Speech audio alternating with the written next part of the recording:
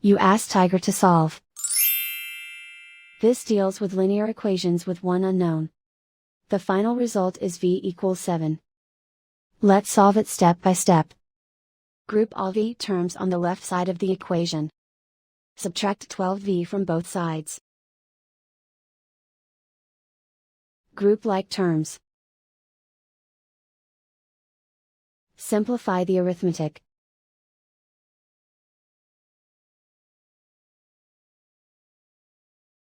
Group all constants on the right side of the equation. Subtract 21 from both sides. Simplify the arithmetic.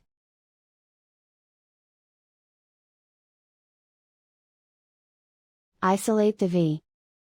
Divide both sides by -3. Cancel out the negatives.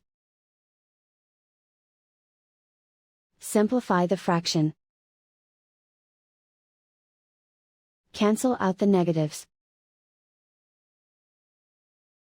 Find the greatest common factor of the numerator and denominator.